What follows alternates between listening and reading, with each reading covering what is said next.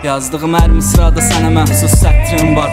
Aldığım hər nəfəsdə özünə məxsus ətrim var. Öz dəsti xəttim var. Sevgidən çox yazmasam belə, hörmətin qalmasa belə, nə də olsa xətrim var.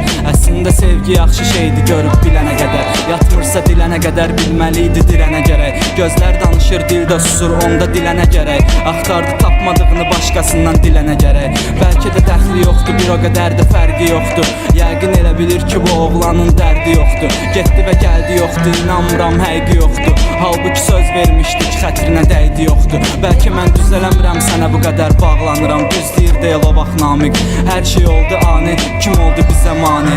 Bu adı yaddan çıxartma, de facto EK qafiyə maşını. Ya da ki natik ya.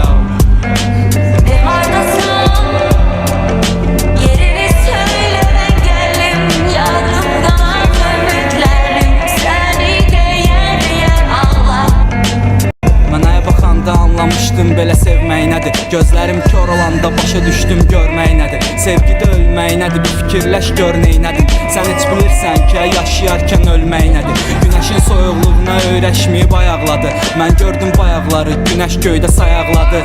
Mən baxa bilmirəm, sən titriyir əl ayaqlarım. Səbəbsə göydən yerə düşən ulduzuma ayaqladın. Ya təsəvvür elə ki, bu iki ağılsızın nağlı olsun. Oğlum olsun, evimiz olsun, iki otaqlı olsun. Mən inanmıram ki, bundan sonra onun ağlı olsun. Sənsiz də yaşayaram, burada nə var ki, sağlıq olsun. Yoxluğun üstümə yağır göydən elə bir xeyli bürkü. Qanında qəhbəlik varsa düzəltmək qeyri-mümkün. Və nə qədər o kirlənmiş gözəlliğinlə özü böyüksən də get sikdir, ara gedirsən get. Gözümə görsənmə.